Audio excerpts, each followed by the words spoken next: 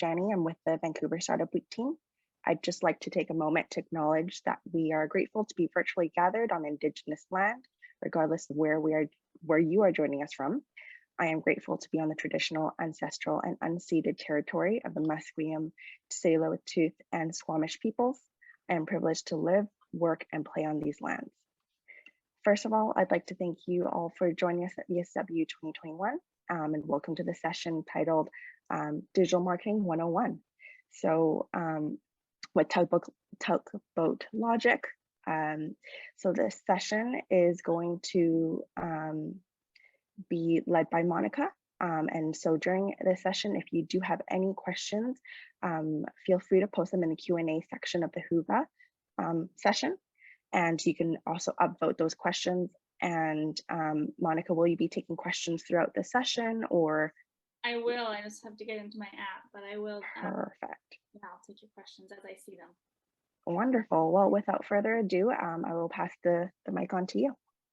Great. Thank you so much. And I thank you so much for that great acknowledgement. I'm also on the lands of the Coast Salish people. I'm here in North Vancouver.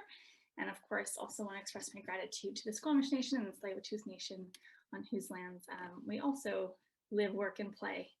So thank you for that introduction. Hi, everyone. I am going to quickly share my screen. Get this party started. I'm a big fan of Vancouver Startup Week, and I'm really excited to be here presenting to you today. And now I've already lost you all. Let's try this again. Share that. Okay, hopefully you can see that. I can't see your questions though, so I have to figure that out. Give me 1 second here. How? Sorry. I had it all figured out and now Okay, if it's easier, I can read out the questions for you near the end if that works. Sure. Yeah, sure, we can do that. And maybe this will help. I can do this. Can you see that's my screen now? Yeah. Okay, perfect. All right, hi everyone, thank you so much. I will do a quick intro about myself. I've been working in marketing in the tech world for about 8 years now, I think, if I counted it correctly. Spent a lot of time in startups, so I started my career at a small startup called Snugvest by Wearable Therapeutics here in Vancouver, making a therapeutic product for kids with autism, so B2B and B2C sales there, and then went on to Optigo Networks, which was a SaaS and hardware technology, or is a SaaS and hardware technology company for smart buildings. So big shift to a really technology forward company there. Then I worked at a communications agency, National Public Relations, and really honed some of my communications and messaging and PR skills. And now I'm at Tugboat Logic. So really excited to share some of the marketing that I've learned. And at both Snugvest and Optigo, I was the first marketer. So trying to establish what marketing looks like in those companies. And I'm hoping to share some of those learnings and some of the sort of basic outlines of what a marketing campaign looks like for you today. I know I saw that many of the people who are planning on attending were founders, and it can be really challenging for a founder to understand fully what marketing is and then go and have an informed conversation with someone who's going to come and potentially do marketing at your firm. And so my goal today is to help you understand some of the ways that you could do a campaign. So if you want to go and do that on your own, that's awesome. And if you are going to have a conversation with someone else, this will give you a little bit of an understanding of some of the tactical things they might do. There are also lots of other awesome presentations on the sales and marketing track with Vancouver Startup Week. I was looking at them last night, and some of them fit super well into the stuff I'm going to do today, and they dig into different pieces that I'm going to brush through quickly. So highly recommend checking all those out, and I think it'll fit together really nicely. So the first thing that I start every presentation with is that marketing is not just advertising. I think we as people, we see advertising everywhere, and then when someone says marketing, we equate them as being the same thing. Advertising is a subset of marketing. There are marketers that do advertising, there are full advertising firms, but it's so much more. It's pricing, it's thought leadership, it's communications. There's a huge data component to marketing. Advertising is one of those components, and digital marketing is another component or a way of viewing marketing. And it includes a lot of the other things on this screen, and that's where I'm going to be talking today. The reason I'm going to spend most of my time there is it's some of the more traditional marketing, compared to something like pricing, which gets into a lot of different departments. And it also is the most affordable. If you're a startup, you're probably not going to go and put up a huge billboard in Times Square. Maybe you will, maybe strategically that will make sense. But digital marketing you can do a lot with very little budget, and that is what we are all about in startups. If you are on the same page as I am. So we're going to start by, I'm going to build a digital funnel with you all today. So what is a funnel? Well, as marketers, we live and breathe the funnel. And you can go online and you can see it's broken down into lots of different steps, but I just want to give you an overall understanding of what I mean when I'm talking about the funnel. So the funnel is this idea that there are all these people out there who may have a problem, may not be aware that they have a problem, but they do have that problem, and they don't know who you are. And so you need to get in front of them, help them understand that they have a problem, that you have a solution, educate them on your solution, and eventually try and sell them. However, there's going to be a lot more people that you're going to get in front of and say, hey, have you heard the name of our company? Have you heard of Tugboat Logic? Then ultimately you're going to come out the sale. So at every stage, you're going to kind of focus in on the exact right person who's going to buy your product. And that's why it becomes a funnel. So our goal as marketers is to get as many people in the top of the funnel. So that's what we call generating leads. And in digital marketing, a lead is an email, essentially. So you're going to try and get as many emails as you can of your relevant target market. This is not a game of I got 1 million emails, but none of them are actually going to buy my product. It matters, how many you get that are actually within your target market. And then you're going to try and give them the relevant information they need, educate them on your product and their problem and different ways that they can solve their problem. It's not all going to be about you. It's going to be about showing your knowledge in that space and helping them with their problem. If you kind of hold their hand through that process, you build a lot of credibility. That's how you become a thought leader in the space. And then they want to buy from you because you clearly know what you're talking about. And I saw there's a whole presentation on thought leadership. So that's a really great one to talk more about this. So you can build a campaign at any stage of the funnel. You can build, and I do, we have tons running at Tugboat Logic. We have top of funnel campaigns, mid funnel, low funnel. And all of them are going to look fairly similar. It's the content that's going to be different. So today we're going to do a top of funnel lead generation campaign. I chose that because typically in a startup, that's the one that you struggle with the most, just trying to get in front of people. So we're going to work on that. But this same campaign outline can be used at any point in the funnel. So medium, we're going to do a top of funnel campaign. What are we going to focus it in on? So usually you focus it in on some piece of content that is valuable to your target audience. You can do a white paper, you could do a webinar, you could do an ebook, an event. There are lots of different ways you can do this.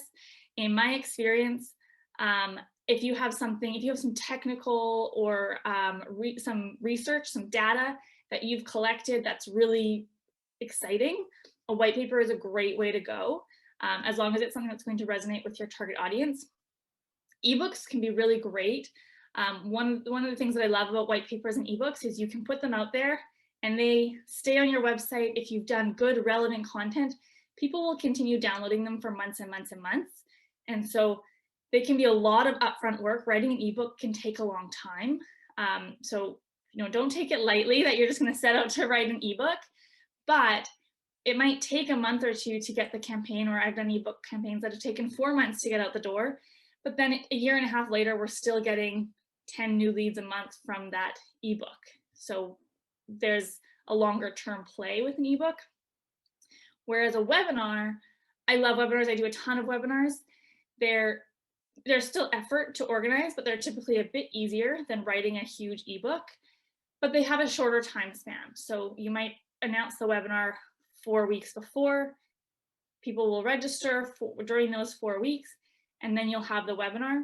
You may get a few people who come and watch your on-demand webinar afterwards, watch the recording, but there's typically a huge drop-off in those numbers. And so it's really a short-term thing. You're not going to get a lot of people downloading. You're not going to get 10 leads a month, a year and a half later from that webinar.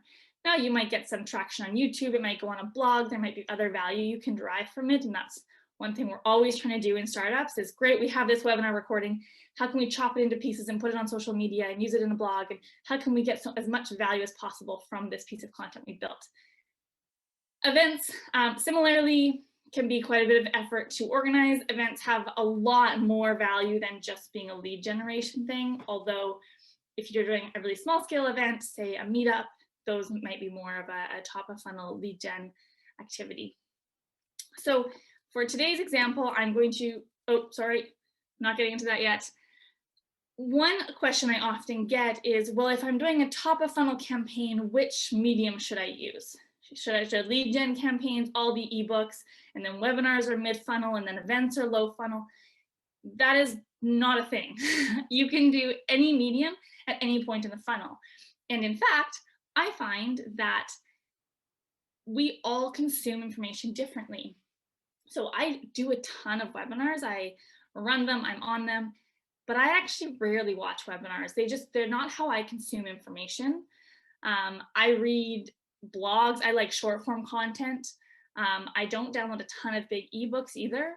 I do like white papers if they have data in them. So that's just personally how I take in information.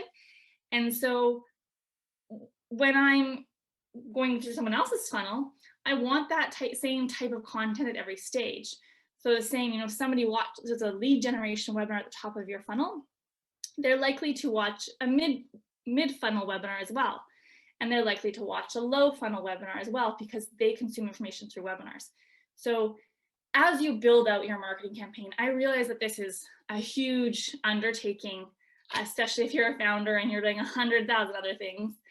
But as you build out your webinar or your marketing ecosystem, you're going to want to think about having each of these different types of content, as well as blogs and videos, available at each stage.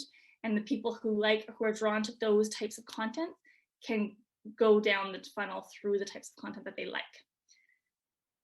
So all that to say, each of these live at every stage of the funnel, and we are going to choose a lead generation webinar today. Are there any questions so far? I'll keep going. Interrupt me if there are. In my opinion, the absolute hardest thing to do in building a marketing campaign is coming up with the topic. What are we actually going to talk about on that webinar? And it's really, really tempting, especially when you are just trying to get sales in the door to have this company survive. It's really tempting to do really promotional topics or things that are loosely sort of sound general, but then within 5 minutes in the webinar, you're demoing your product. Be really careful about that. The entire reason for doing a funnel and the entire reason for having a marketing journey is that you need to build trust. And if you just are immediately selling, people are going to stop looking at your content. People are going to stop trusting you. So you want to make sure you choose a topic that's actually interesting and relevant to your target audience. One of my favorite examples of this, when I was at Optigo, we did one of our biggest webinars ever, was basically teaching people how to use the free software that's a substitute for our product. So it was essentially, to simplify the example, basically lots of people were doing what we could do in a nice software and make a lot easier. They were doing it manually in Excel, and we taught them how to do it in Excel. And that sounds totally crazy, right? Why would you teach them how to do it in this free software when you can do it so much better in your product? Like, we're trying to sell this product. Well, the reason is that every single person who is trying to do it in Excel is a great lead for us. They are the right person to buy our product. And if they see, oh, wow, they really know their stuff on how to do this in Excel, then they might go, okay, well, now I'm interested to learn a bit more about what they actually do. Wow, they've really thought this through. And then you kind of move them down the funnel. And so we did that webinar. And at the end, we say, we're going to do next week, we're going to do a product demo. Join us for the demo. And we had a huge drop off. Of course, it wasn't like every single person joined us for the demo, but some did. And we had a bunch of people open free trials, and that got them in the door. So it can be a little bit confusing or a little bit of backwards thinking sometimes, because you're like, no, we don't want them to use that. But you want to make sure you come up with topics that are really clearly going to fit with the target audience that you are trying to get into your marketing ecosystem in the top of your funnel. And then the second piece is you want to make sure you choose topics that will move them down the funnel. So, we followed up this how to do it in Excel with, here's a demo of our product next week.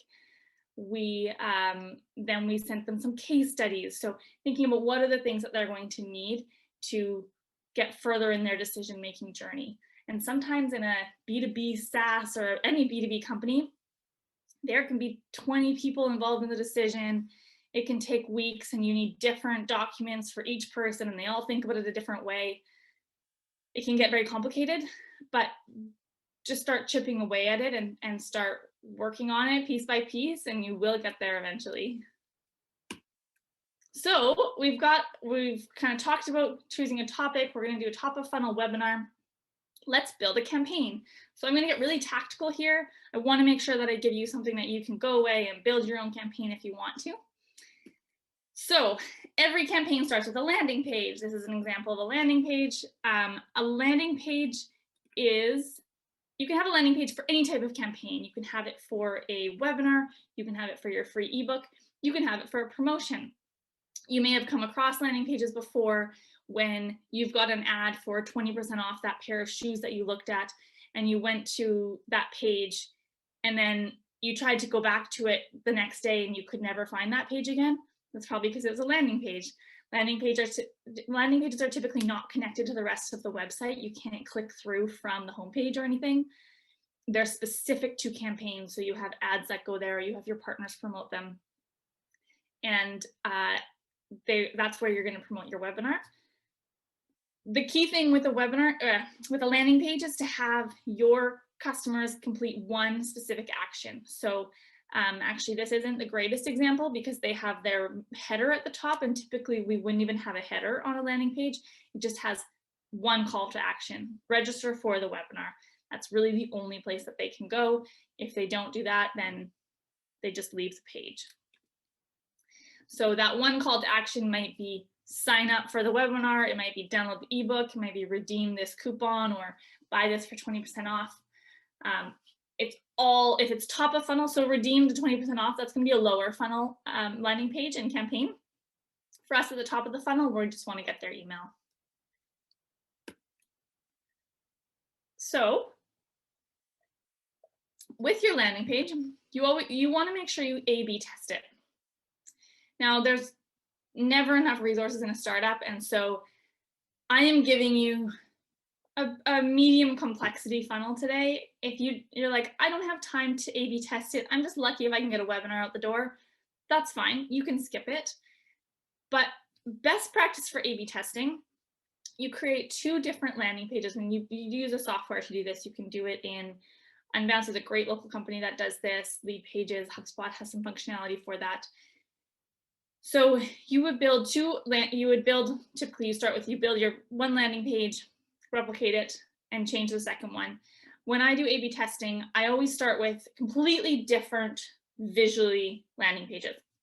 Same text, same headlines, same descriptions, same text on the buttons, all of the same words, but they look completely different. And then I run that test. So the software will let you have these 2 pages. All of the traffic going to that URL will be split between the 2 pages. Always try and get 1,000 hits. I know that can be a lot for a startup. So if you can't get it, not the end of the world. See if there's a major difference in how many hits or how many clicks or registrations you're getting on each landing page. So maybe one has a 30% conversion to people signing up for the webinar, and the other has a 60%. Well, great, the 60% one is going to be your webinar now, your landing page. And then the second round of testing that I would do is, now you've got your design, now let's change the text. And so you can see on this one that I've got on the screen here, the left one says create forms and get responses with Adaform. The right one says create forms and generate more customers with Adaform. And then the rest of the text sort of is adapted to fit with that headline. So they look exactly the same images, but testing which text and header works better. So that's the second step that I would do. Once you've done those two, you can start playing with specific little things, like maybe the third one will be trying a different image or changing the button color from green to yellow. You can do some little things like that. When I've done this in the past in a startup and we just don't have resources to be doing this every time, typically what I'll do is do this whole process the first time, or maybe on the first webinar I do step A, and then second webinar I do step B, and then kind of establish what our webinar page looks like. And then we'll use that one repeatedly. Is it best practice? I'm not sure, but it does the testing, it improves your results, but then it allows you to go and focus on other things and not be constantly testing every single webinar page or every single ebook page. So that's a recommendation that you can try. So that landing page is going to be sort of the focal point of our funnel. And then the next thing that I'm going to talk about, and you absolutely don't have to do, but you should definitely know about, is retargeting ads. And I'm sure we've all experienced these, the ads that follow you around after you've gone and looked at that jacket on Bonobos. You get those ads for 90 days, 180 days, depending what platform. They might show up in the middle of your article. They are following you around because they're based on a cookie on that landing page. So if you install a cookie on those landing pages, anybody who sees that landing page will then get these ads. And the goal is to bring people who didn't convert back to your site. So you can send them back to that webinar and say, hey, did you not sign up for the webinar? Please sign up now. But I prefer, if the person has gone to your website, your landing page, and said, no, I don't want to register, sending them back to that same page and saying, are you sure you don't want to register, is probably not going to be the most successful. So try saying them to something else. Try saying, hey, maybe you just want a free trial. Maybe you don't want any of this top of funnel thought leadership. Or maybe you prefer an ebook. Or maybe you should check out this different blog we have. So try different types of content, try different calls to action, instead of just sending them back to that same content all the time. Similarly, you could run these ads for your website, on your website, for people who went to your homepage. Well, maybe you want to push them to your webinar. So you can kind of play with pushing them into different areas, trying to get their email. Can't get their email if they're on your homepage. So try pushing them through these ads to a landing page. So these ads can look like all kinds of things. It can be a general reminder. You can give them a new offer. That's a really common one we see, especially in B2C. Like, go get 20% off your order, or related downloads, like I talked about. So that's step 2. The third step is a landing page, a thank you page to your landing page. So once someone has registered, you send them to a follow-up page that says, thank you so much for registering. This has a really important role if you're doing retargeting ads. I personally think it's very important. You need to pixel that page as well and exclude those people from the ads, because if they already signed up for the webinar, you don't want to be paying for ads to try and get them to some other top of funnel piece of content so you can get their email, because you already got their email. So save your budget. So that thank you page is really important for the retargeting process to be pixeled. I get really annoyed when I see ads out there for things that I've already signed up for. Like, you should know this. And you can also have a secondary offer on this page. In the meantime, thanks for signing up for our webinar. In the meantime, check out this blog. In the meantime, read our case study. So feel free. I noticed this on Zoom. When you close Zoom, there's that tab open and it'll just say, oh, our conference is coming up, or this is coming up. So it's a space where you can promote whatever you want. So we've got our landing page, our thank you page, our retargeting ads. Next, we're going to have some reminder emails. These if you use GoToWebinar, if you use Zoom Webinar, all the different webinar platforms are set up to send these automatically. You just want to make sure they show up. So you can send them at different intervals, try not to annoy people too much, but I always make sure it's sent the 1 hour before so people aren't having to scroll through their inbox and find the link.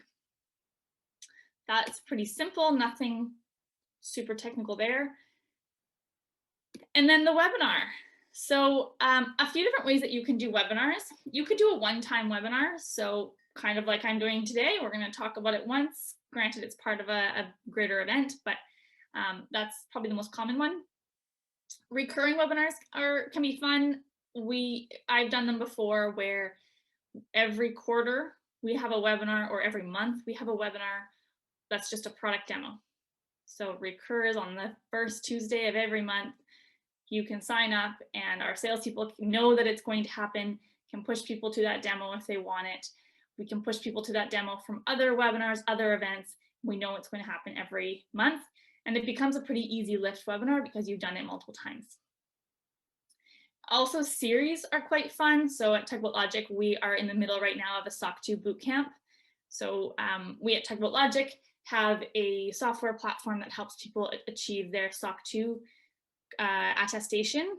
And so we are doing a 4-part series on what is SOC 2. Not super promotional, although we are using our own product to go through that process.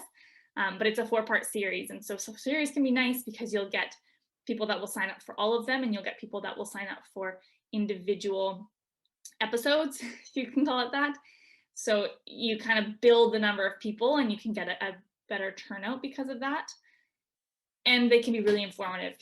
We have people that are going, oh, I really can't wait for part 4. Can I get it early? Which, like, it's not recorded yet, but the series can be quite useful. The whole goal here, webinars, I really like webinars because you can build a bit more of a personal connection. I mean, I know it is like a one-directional thing, but I'm breaking my rule today, of course, but pretty much always have at least 2 people. So there's a conversational aspect, because probably like you are right now, you get a bit bored hearing one person talk the entire time for an hour. But seeing that conversation, it kind of builds a bit of, a feeling that they know this person. I've gone to conferences before where people will walk up and be like, Monica, how are you? And I'm like, I have no idea who you are.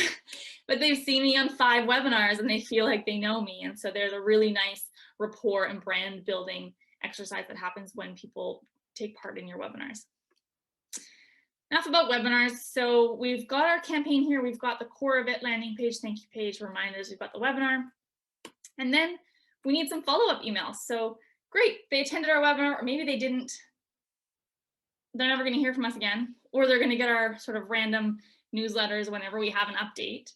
Well, that's not right. Let's do some nurture emails. So a nurture series, nurture emails, drip emails, lots of different names for them.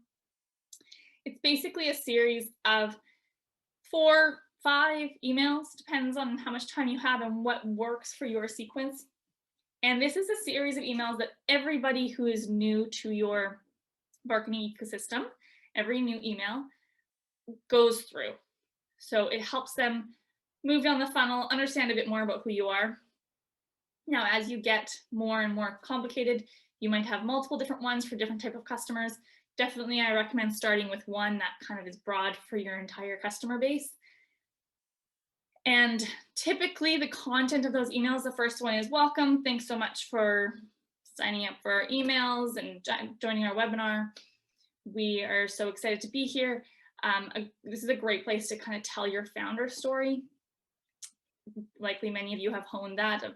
We were founded by this person and this is the background, and they saw this problem in the world and we're setting out to change the world. Kind of get them on board with your vision. And then the next 2 are going to be 2 of your best content pieces that are aligned with their problem. So if we did a SOC 2 bootcamp, those are probably going to be content pieces aligned with how to do SOC 2. You might want to choose fairly general ones if you know that this is going to be the nurture sequence that you use for every campaign. That's how I did it when I was bootstrapped one person in the marketing department. We just had one nurture sequence and we put every webinar, every ebook, everything down that same sequence. So your sort of two best pieces of content, then typically some kind of case study to talk a bit more about your product. And then the last one is an offer. It can be more plain text of, hey, did you want to set up a time to chat with sales? It could be buy now and get 15% off. It just depends on what makes sense for your product, because sometimes buy now and get 15% off for a $100,000 enterprise B2B SaaS sale just doesn't work. That's not how the buying process goes. So the offer has to be aligned with your product, of course. So now we've got, after our webinar, they're going to get those nurture emails. And this is all great, but how do we get people into it? How do we actually get people to the landing page that first time? And so I've got 4 that I'm going to go through here today, 4 ways that you can do that. And I've chosen 4 that are different options and good options for startups, knowing that your budget's strapped. So the first one is content. Content is tough. It's a long game, and it can be an exhausting game, and it can feel like it's not worth it, especially if you don't have a content background. And this is why people hire content specialists. The idea here is that you are going to write about related topics. So in our case, writing about SOC 2, writing about different topics related to the problems that people have. And you're going to make sure when you write it that it's all optimized for search engines. So there's lots of stuff online about how to do this. You need to find the right keywords. You can go online and look at your score and how you're doing. But it is important when you're doing that writing, it's not just about quantity, it's about making sure that it is being crawled properly by the search engine so people will end up there organically. And over time, you are going to become the go-to source of information when people are searching on your topic. If anything I searched about doing my taxes, TurboTax comes up, always. And I click it because their information is good. There are other ones that I click and I'm like, oh, this just becomes a promotion for your product. Well, then I'm not going to click on it next time, but TurboTax does have the answer, so I'll click on their link. So your goal is to become that source of knowledge, which will then make people want to buy your product because they trust you. It also really helps to have other people linking to your content, and better content helps with that. And then you can link your content within your content. You might have a blog, but then you might have a little pullout that says, hey, have you seen our webinar recording on the same topic? Or, hey, book a meeting with our sales team to learn more about this. So you don't want to be overly promotional, but it can be helpful to have those little tags that will take them to other content, keep them on the site, and educate them more about the solutions that they're looking for and how you can help them. Emails are fantastic because they're free, other than paying for MailChimp or HubSpot or whatever your platform is. But they're they're very cheap, if not free, and they can really help move people down the funnel. One thing that I've done in the past is asking in an email saying, we're doing this webinar, please register. And if you have any colleagues you think it might be relevant for, please share it with your colleagues. Regardless of whether or not you do that, I always find it shocking how many new emails, how many new contacts we get from emails. So, we do all this tracking, and I'm always like, we just sent out the registration information to our mailing list. How can that result in new emails, new people finding it? But it's because they're forwarding it, they're sharing it with each other. So emails can be really great. And over time, as you do more webinars, as you do more ebooks, you do more of these things, you will build a list of people who like that type of content. So when we first started doing webinars, we didn't get as many people out, but then more and more people who watched webinars were registering for our webinars, and we built a mailing list of people who like webinars. And so now when we say, hey, we have a new webinar, we get way more registrations because we have that type of person on our mailing list. Again, these things take time, but super powerful. Ads, of course, the one that you hear the most. I said marketing is not equal to advertising, but ads are a piece of it. So lots of different types of ads you can do. You can do social media for B2B. That's typically LinkedIn and Twitter. For B2C, Facebook and Instagram. And starting to get into fun things like TikTok these days. There's also display advertising. So those are the ones that show up in the middle of an article or maybe on the side of YouTube, things like that. AdWords, so showing up as a sponsored post when someone Googles something. Regardless of what type of ads you do, I'm not going to get deep into how to run ads today. There is lots of information online. Regardless of how you do them, the biggest thing is to test them. Test. Sort of like your landing page, but this is even more important. Make sure you are running multiple versions with different graphics, different text, different targeting, different audiences. So test who they're targeted at, test what they look like, what they say, all those things. And it's amazing. One word different or a shift in where the text is can result in a way higher click-through rate. And that means you're going to get a lot more for your money. So test your ads. Partnerships. This one can be challenging, but it can be super powerful if you manage to do it. So as a startup, you probably don't have a ton of resources to be running lots and lots of ads. That's why I've chosen some that are not expensive. And you likely are working with various different partners, industry associations, there might be other companies. So it's great to try and cross promote. Maybe that may be as little as asking them to post on their LinkedIn. Maybe they can, maybe they can't. Maybe just your contact at the industry association really likes you, so they'll share your post personally on their LinkedIn. All of those things are good. One of the best ways to get them to promote it is to have someone from their organization on your webinar. If they're a participant, they're much more likely to share the webinar. So if you do have participants from different organizations, make sure you send them, here's the link for people to register. I always send them, here's a little blurb. If you just want to copy and paste this onto LinkedIn, make it as easy as possible for them to share it on their social media.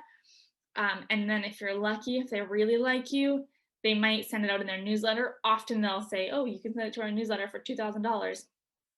And then we'll be like, oh, we don't have that budget, or maybe you do. But partnerships are a great one to leverage, and any speakers on your webinar should be sharing it, and as well anyone in your company. So if you're not the founder and someone in marketing is doing this, definitely get the founder. Often founders have a bigger network than the rest of us, so get them to share it, get them to post it, and make sure everyone they know is aware of it. Okay, so we've got content and emails and ads and partnerships driving people to this landing page. They are either registering and getting a thank you page, or if they're not registered, they're getting ads to go sign up for a different campaign. We've got a bunch of email reminders that are going to go out when they see the webinar, and then they get their nurture emails. We've built our campaign. Now we need to optimize our campaign. So I was saying at the beginning, people always think ads, marketers are very creative. Well, the reality is, especially now in the digital age, we are very analytical people as well. So we are going to track our conversion rate at every step of the funnel. Now, a conversion rate of partnerships is maybe not so much a thing, but ads for sure. So you can say, oh, we have a 2% click rate on our ads. It means 2% of the ads that are being shown are being clicked on. And then 40% of the people that are going to our landing page are registering for our webinar. 40% of the people that register are attending our webinar, and then we are sending nurture emails to all of them, and ultimately, after a few months, 4% of them are buying our product. So you want to try and improve these rates, and this is what I was saying earlier. Before I get to that, with all these numbers, that means we need 7,812 people in the top of the funnel. So we need our ad to get in front of 7,800 people in order to get one sale. Now, that's not a crazy number. You can get a lot of ads in front of a lot of people for not that much, depending on the platform. So it's a big number, but it is doable. And if you have your emails and your own content and partnerships and other ways of promoting it on your own social media. It won't all have to be from ads. But the amazing thing here is that if we can increase the conversion rate of our landing page by 1%, that means we need 200, those ads need to be in front of 200 less people in order to get a sale. Or the opposite way of looking at it, an additional 200 people seeing that ad will result in more sales. So this is why each step in the funnel, if we can get 2.1% click-through rate and a 41% conversion rate and a 41% attendance rate, we are going to be way better off, and that same amount of money is going to result in more sales. So this is why we're testing the landing pages, we're testing the ads, we're doing the reminder emails to try and increase all of those rates as much as possible. And because percentages are fun, but dollars are more important, if we look at it from $1, say it's costing us $1.50 per click on ads, and these are numbers, I have worked, I should say, both the percentages and the numbers, I have worked in companies and with companies that have wildly different numbers here. So whether you're B2B for a huge, a company that's selling really large sales, $250,000 sales, these are going to look pretty different than if it's a B2C, we're selling $20 fidget spinners, $2 fidget spinners. These numbers will look very different. But for example's sake, $1.50 per click on those ads, now with your 40% conversion rate on your landing page, you're paying $3.75 for every registration. And then if 40% of those are attending, you're paying almost $10 per attendee. Now, those who registered and don't attend, not all is lost. They could still come back to us through nurture emails. Just because they didn't show up to the webinar doesn't mean they're never going to buy our product. But still, that's $10 per webinar attendee. And then if 4% of those purchase our product at some point, we've paid $235 per customer in order to acquire that customer. So this is a number that we track a lot in marketing, the customer acquisition cost. Now, I've done the customer acquisition cost for this campaign, and if you do a campaign that is this sort of straightforward, you can definitely track it, and it's a good number to know. Investors will often ask for it, and if you can say, oh, I know my cost to acquire a customer is $235, and if you give me $100,000, I will be able to acquire X customers because I know this cost is $235. That's super powerful. There's also, and this is just back to, I brought up the content of the emails and the partnerships because those are some more or less free ways to increase all of these numbers. And if you get 10 more registrations from partnerships, that's going to really help your numbers and really help your customer acquisition cost and make it cheaper. So I did want to put some emphasis on those low cost ways. So just finally, going to this customer acquisition cost that I mentioned previously. I mentioned it for a campaign, but we actually look at our customer acquisition costs across our entire company. So the customer acquisition cost, and you can find this all online, it's the dollars that you spend on sales and marketing in a specific time period. So you could look at the last 6 months, say how much did we spend on sales and marketing and how many customers did it acquire us? Not the dollar value, but the actual number of customers. So you can find out it's $100,000 per customer. Well, that's okay if you're selling $1 million software, but if you're selling, or $1 million anything, but if you're selling shoes, it's not great.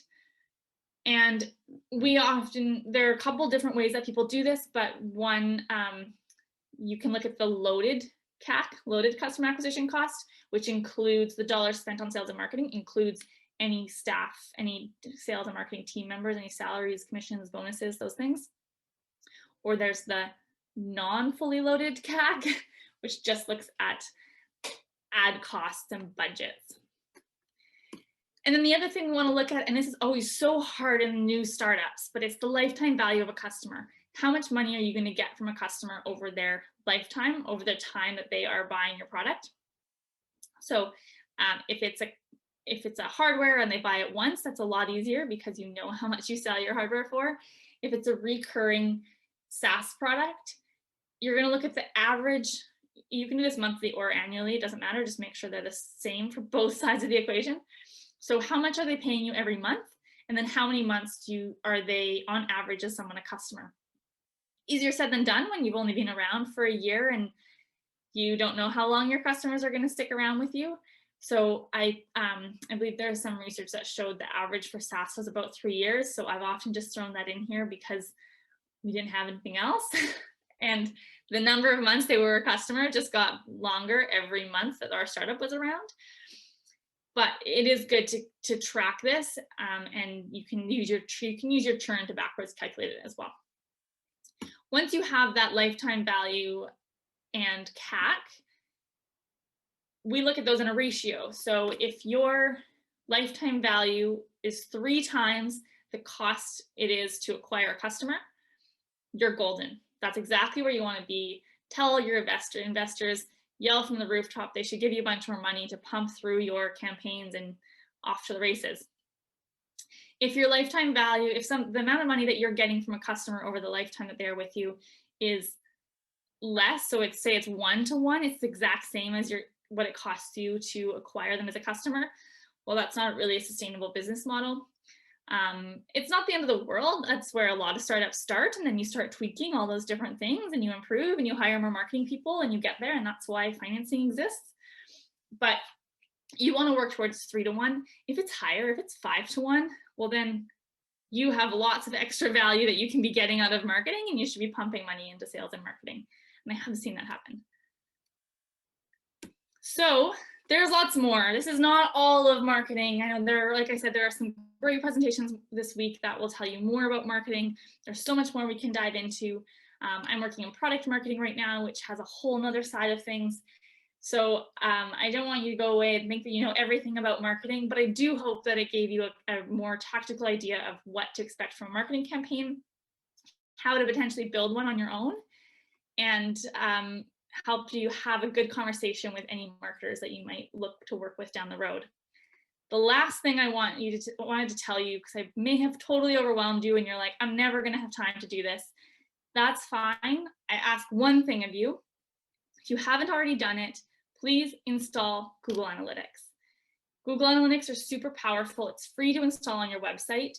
And if I, as a marketer, come into your company in 6 months and you have had Google Analytics installed for 6 months, I have a lot of data that I can dig into to learn about where things are working and where they're not.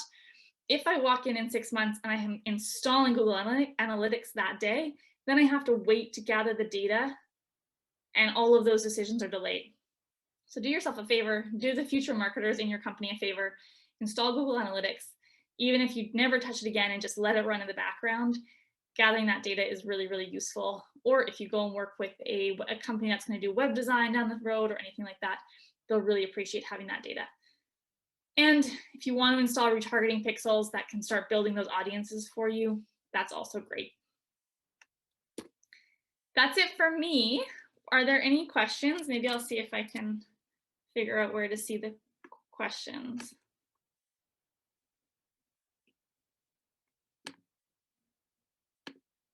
I don't see any questions.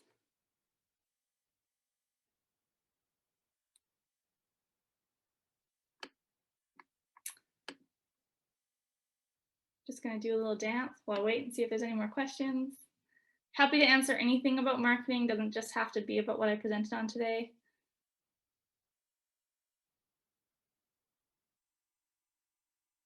Let's see, I'm seeing if there's something in the app that I should be looking at.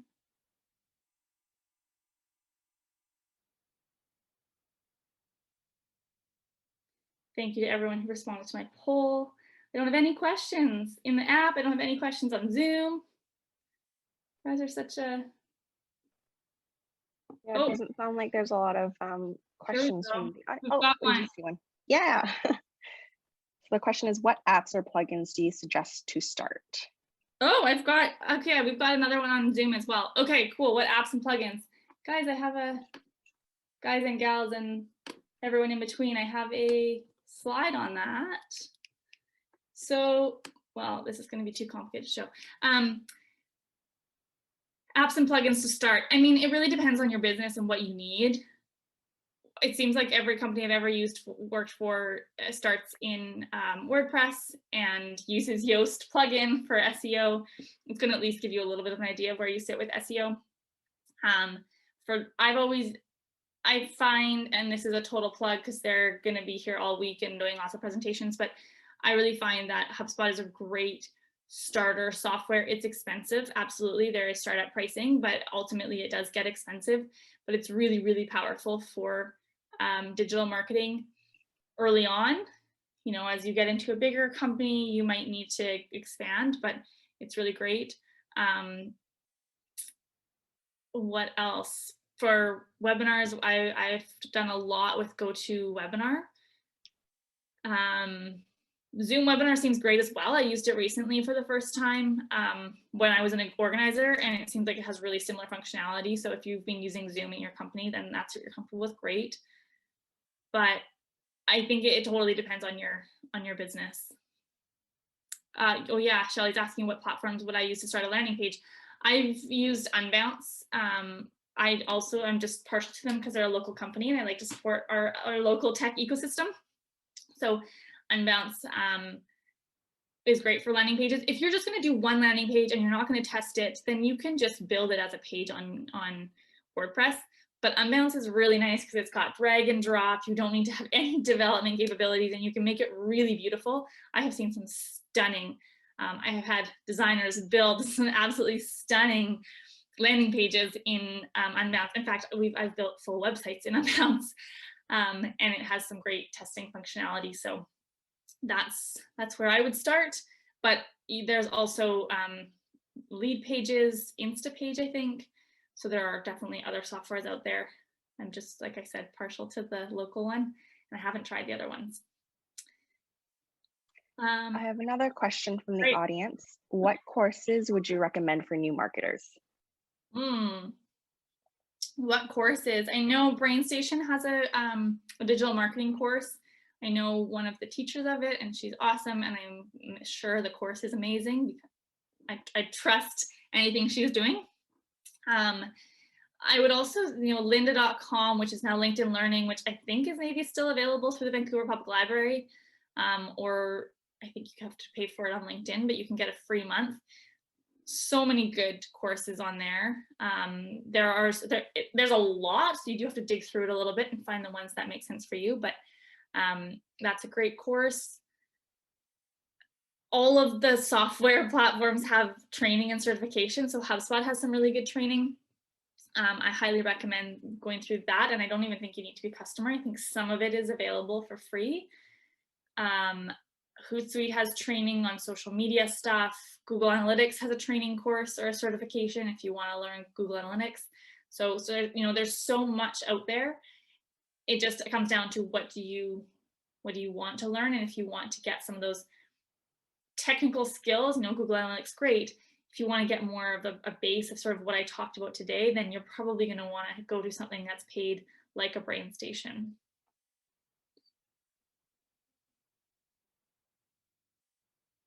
There are more. I see some questions coming in here in the Q&A. Maybe I'll just answer this one.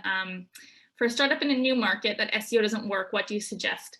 Yeah, so SEO so I've worked in new markets before. It is definitely challenging. I wouldn't say that SEO doesn't work. People are still searching, even if they're not necessarily searching for your solution because they don't know that solution. Especially there are people who have been in the industry for 20 years and they know that there's no solution for what you do. They're wrong, but there hasn't been for the last 19 and a half years. So SEO, you just need to you need to change what you're optimizing for. People are still searching related keywords, they're still searching for information about that category. You're just creating it. So you still should be doing content. You still should be leveraging your partnerships. I would say all the same things for market creation. You just need to be less nervous about competitors. And in fact, when I've created categories, there's always a little bit of like, oh, thank goodness a competitor has entered and now they can help us educate this market and try and get more people buying something in our space. it's a hard slog. So good luck with that.